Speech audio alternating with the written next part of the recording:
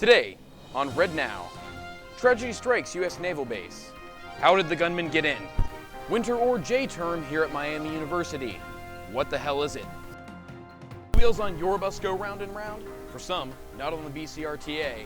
It's RedNow with your lead anchor, Sam Stryker. Your reporter in the field, Max Litter. Here with your RedHawk Report,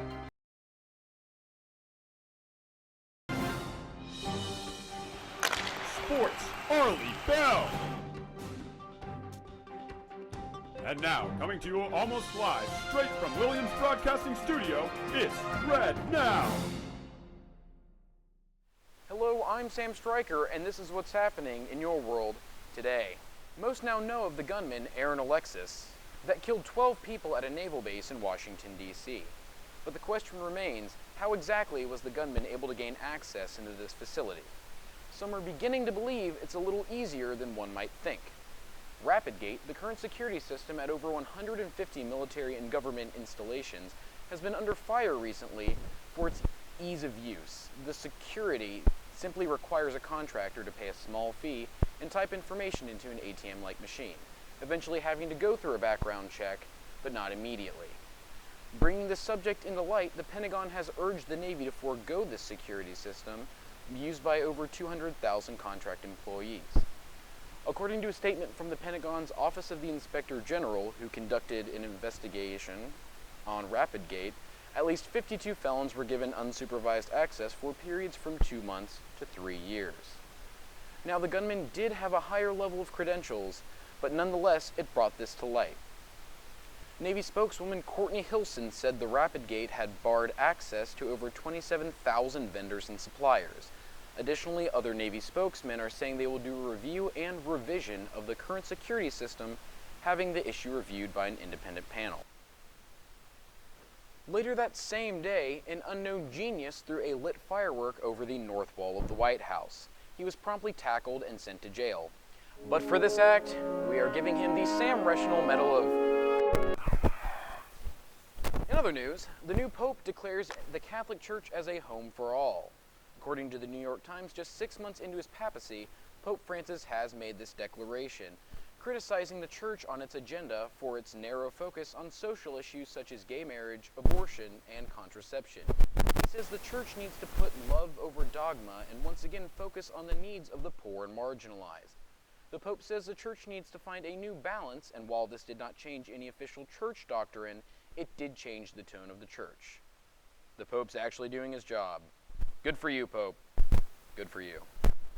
Maple Street Station still continues to be an interest and obsession for some, and while the food is good, the wait is not. Now to Max Litter with more on this story. Thank you, Sam. Thank you, Sam. I'm here at Maple Street Station, Miami's newest addition to its on-campus dining options. The structure houses 7 separate restaurants ranging in diversity from a small French bakery to Asian and South American fare.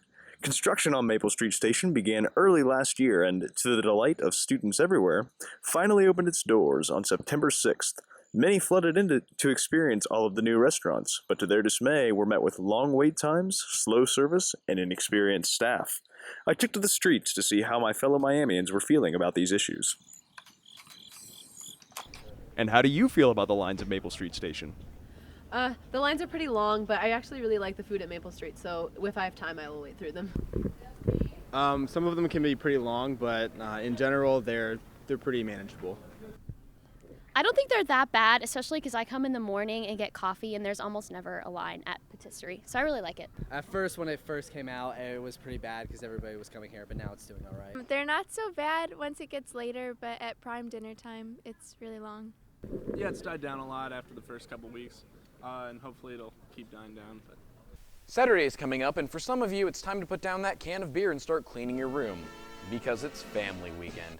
But just because you can't enjoy your usual Saturday festivities of puking and passing out in a bush doesn't mean Miami fell short of things for you to do. The Miami Activities and Programming has packed a schedule that tries to eliminate downtime. To start things off, there will be free food and live music in Uptown Park Friday from 3 to 7, an auction and dinner at the Shriver Heritage Room at 6:30, Finally, finishing off the night at 9:30 p.m., a bonfire will be behind the patio in Garland Hall, where there'll be s'mores, popcorn, and a magic show. For Saturday morning, MAP has teamed up with the Oxford Farmers Market, bringing in a petting zoo and a face painter, in addition to the market's weekly offerings. Tailgate Town will then start up at 11 a.m. on the lawn outside Millette, complete with food, inflatables, and entertainment, leading into the football game against Central Michigan. Not to mention the king of clean comedy, Jim Gaffigan, will be performing at Millette Hall Saturday at 8:30. The show is sold out, so be on the look for scalpers. And closing this family-intense weekend, there will be a closing brunch at the Goggin Arena at 9:30. Many Miami students return home for the summer, and most look forward to coming back. A Tuffy's Toasted Roll, the Emma March, and the beautiful campus is awaiting their return. But there was one thing they didn't expect. New buses and routes. Recently, the students have been in a subtle uproar over the change to the Butler County Regional Transit Authority for the school's transportation. Now to Max Litter with more on this story. Thanks again, Sam. The Butler County Regional Transit Authority has been in operation for nearly 20 years now. However, beginning this year, the BCRTA is venturing into previously uncharted territory, the Miami University campus. Taking the place of the old Miami Metro, this new initiative has drawn mixed reviews from those using its services. Director of Parking and Transportation Services, Lieutenant Ben Spillman, had this to say about the much-debated switch. All right, for those of us who don't know, there have been a lot of changes to the bus routes here in Miami. We recently had the switch between the Butler County Regional Transit Authority and the Miami Metro. First off, what prompted this switch? Commitments and goals that include a sustainable transportation network. One of the goals there was to have an open transportation network, basically one that's available to the general public. Miami's metro system was never conceived to be that. It was always a privately run, privately operated transportation system for Miami University students. What the Butler County Regional Transit Authority brings us is a publicly operated transportation system that Miami's students, faculty, and staff can ride. There has been a lot of controversy coming from students living further off campus in places such as Hawks Landing or Level 27. Some of them have been saying that the bus routes are inefficient, they don't always arrive on time, and these students rely on the buses to get to classes, meetings, etc. on time. But on the other side of the story, other students have been saying that they've been getting along just fine with the bus routes. What is the university doing to ensure that upperclassmen, as well as underclassmen, are learning the ways of the bus routes and how they work? Well, we're monitoring bus ridership very closely. On a weekly basis, we take a look at how bus ridership is doing, also on the capacities of those routes. One of the first concerns that we heard was one of the routes was near its capacity on its first couple days of operation. The Butler County Regional Transit Authority was very quickly able to determine which route, what times, and what part of the route had a greater need, and deploy more of their resources there so that people were not left at bus stops. They're very flexible in that regard in the ability to adjust their service to the needs of the community. So that's a big advantage for us here. We'll continue to monitor the ridership, but I think one of the bigger issues is that people need to be familiar with the bus schedule. Certainly it's a little different from last year. The times are not the same and the routes aren't the same. So having to look at the map and figure out which route to take and what time you need to be at the stop. I think there's also maybe a little bit of misunderstanding about the difference between public transportation and a privately operated system. Sometimes I've heard complaints from people that, oh, the bus didn't stop at this stop. Well, that could be because no one rung the buzzer on the inside to stop there, and there was no one waiting at the stop on the outside. That's the driver's visual cue that someone wants to get on there or that someone wants to get off there. They don't automatically make a stop at every stop. So someone who waits in their car until the bus approaches might find themselves having to walk then if they're not waiting at the stop of the bus route. Okay. Are there any resources that you would suggest to students wishing to know more? ButlerCountyRTA.com, and that website features all the new routes, a route schedule, also the telephone numbers by which people can contact the Butler County Regional Transit Authority. All right. Well, Lieutenant Spillman, thank you very much. We really appreciate it. Sam, back to you. Wow, Max. Looks like that committee's really busy. Busy. Now to sports with Arlie. Hi, I'm Arlie Bell, here to give you sports. And now, the Under the Rock Report. In case you've been under the rock recently, you may not have known that the Major League Baseball is now in the playoffs. In the American League, we have the Boston Red Sox, the Detroit Tigers, and the Oakland Athletics winning their divisions respectively, with the Cleveland Indians and the Tampa Bay Rays facing off for the wild card spot tomorrow.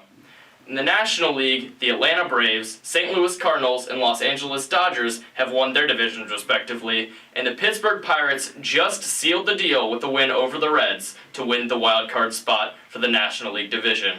So there you have it, Miami. In case you've been under the rock these past few weeks and didn't know that the MLB was in the playoffs, there's your playoff lineup for 2013.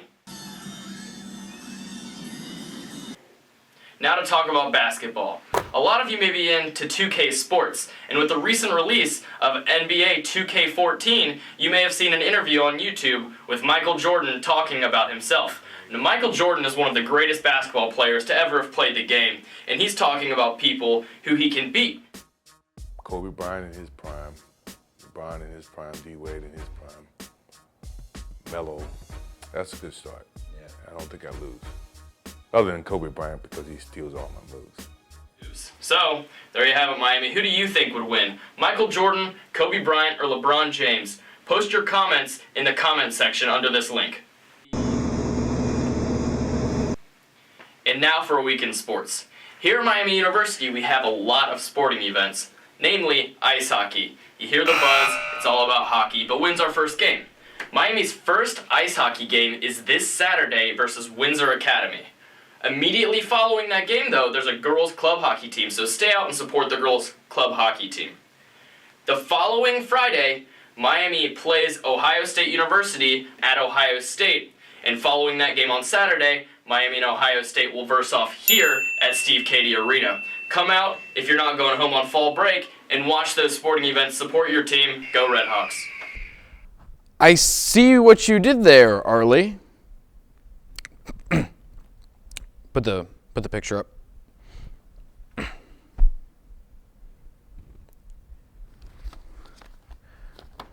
Looks like he's giving me the cold shoulder. Sam. Puck you. Damn it, Sam. Well, looks like I'm a little red in the face. Speaking of which, up next is the RedHawk Report with RedHawk Report with Stephen William. Good morning, my fellow Miamians, and welcome to the RedHawk Report. Don't worry, I'll wait for your clapping and enthusiasm to die down a little bit.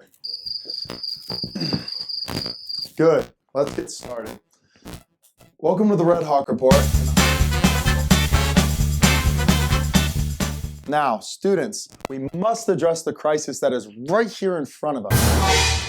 The season is changing, and we must come to a common consensus of what is deemingly okay to cover our bodies with. Now, before we get into that, I must address, yes, I am wearing white, and yes, it is after our Labor Day. But let's face it, I mean, it compliments my eyes, and I look pretty darn good. You gotta admit it. Come on, people. Bear with me. Let's go.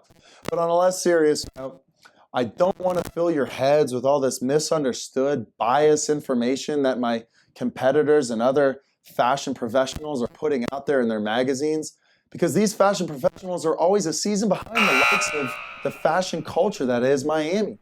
They don't realize that hunter boots are the dashing look of any rainy day. No other footwear can make you look like a duck and a 6-year-old at the same time. Plus, one must consider that no Miami student can physically walk on the grounds of this campus without their eyes consistently glued to their little phones. And let's face it, if your eyes are glued to that little phone of yours, what other footwear can protect your poor little dry feet from gallivanting through all the puddles on the sidewalks? That's okay, Miami, because I feel the biggest trend outsiders just don't understand about our unique fashion style is that right here, the Sperry are not just for boating. Confining such a marvelous article of footwear to only one job is simply preposterous. That's why before I tee off at any good old 18 rounds of golf, I remember to whip out the good old Timberlands, because that thing gets it done the right way. On to the craze of yoga pants. Nice, ladies. Keep up the good work. But to all you ladies out there who want to expand your wardrobe maybe a little bit more for the upcoming season, Miami's very own Up Fashion magazine and Her Campus magazine have provided style tips of all sorts.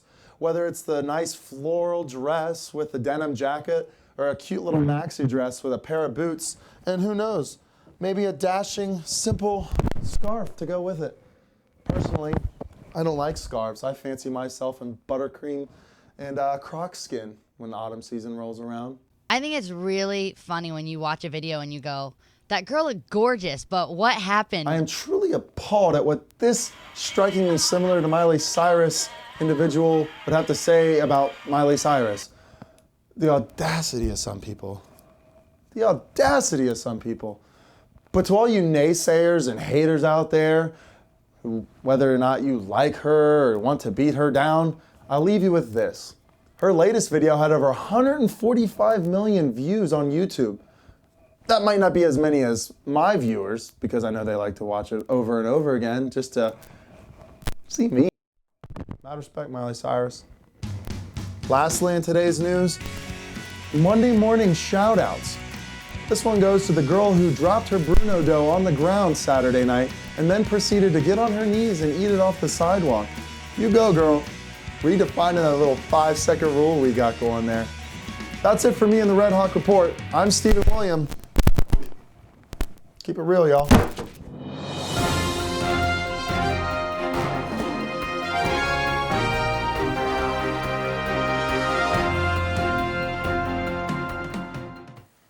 Thanks, Sam. I already told you 1,000,000 times. My name is Ben Sandlin, not Chuckles O'Connelly, and here's your political forecast. As you can see, we have a large frontal system of government shutdown originating in the right of the House of Representatives that's pushing on over to the left of the House. What is a government shutdown? Basically, any public official will either cease to have pay or they'll be laid off until a spending bill is signed at the highest level of the executive government by the president. The House Republicans will refuse to sign any budget that the House Democrats present to them because it includes Obamacare. Now you may be thinking, how's this gonna affect me? Will I still receive mail? Yes. Will I be able to visit national parks? No. What if I'm in a national park right now? Well, you have 2 days to leave, and then the government kicks you out. We looked it up, that's actually a fact. You want to go to a national museum like the Smithsonian? Too bad! Want to see art? It's all closed. What about receiving a federal loan? You probably can't do that right now either. But the IRS still collects taxes, and that's what matters. Are other countries laughing at us right now? Yeah, they're laughing at us. But I'm a patriot, damn it. Now let's see what's happening in your neck of the woods.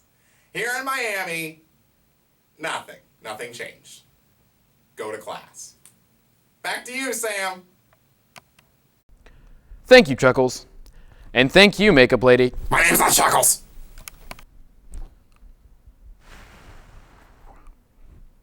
The recent buzz around campus has been the increased police presence uptown. Some students are concerned, while others feel safer. Our Max Litter sat down with Lieutenant John Jones of the Oxford City Police Department to discuss more about this. So the Miami student recently published an article in regards to increased police presence uptown and on campus. What are your comments in regards to this? Two officers were recently hired, and that was simply to fill vacant positions that were vacated due to retirements. Yeah. You know, we are always looking for ways to be more efficient and to improve. You know, certainly budget cuts have impacted a lot of police agencies throughout the the United States, and as you know, here in Oxford as well. So we're certainly not operating with any more police officers than we have in years past. In fact, it may be less. But as far as increased police presence, I mean, what we typically do on weekend nights is we have overtime details where we use extra officers to come in and patrol the uptown and Mile Square area to supplement the normal patrols that would be scheduled. We use different strategies to help combat alcohol-related crime and just respond to calls in general. And you know, so we have marked patrol units, we have unmarked patrol units, we do plainclothes enforcement. We try to partner with other agencies like Miami University Police Department. You may see Oxford Township Police Department in as well. And certainly we always have the Sheriff's Office to rely upon. But as far as an increased presence this year over other years, I don't really see that. We're not doing anything that radically different. Although we do, you know, I do hope people see us uptown, and visibility is certainly an important part of strategy of policing for that general deterrence effect. So if people believe that we're all over, I mean, that's good for us. And I think we do. We strive to be in the high traffic areas so that we're well seen, and that hopefully deter, you know, things like assaults uptown. All right, thank you very much. J-term is just around the corner for some of you, and most of you don't know what that is. Which brings me to my last segment, Sam's FAQs with Lil Sam, where Lil Sam asks me questions and I answer them. Sam, what is it? Calm down. It's an optional winter term in the winter that Miami has added for internships and additional classes, as well as study abroad opportunities, working, and research. Miami has done this to enhance your Miami experience. But when is it? Chill. It's January 2nd through 25th. Sam, when will classes be offered? Dude. Yes, winter classes will be offered. You've been able to sign up for these classes since July. Ah, Sam, but if I don't take classes, will I have a longer winter break? Yes. J-term is completely optional, so if you do decide to sign up for classes, you may come. If you don't, you will just have a long winter break. When Miami services will be available? Lil Sam, please. Residence halls, dining halls, the rec center, Goggin, Miami University Bookstore, and the BCRTA are just some of the services that will be offered during J-term. Food and service locations will be limited based on enrollment and number of students that sign up for J-term. What if I wanted an internship?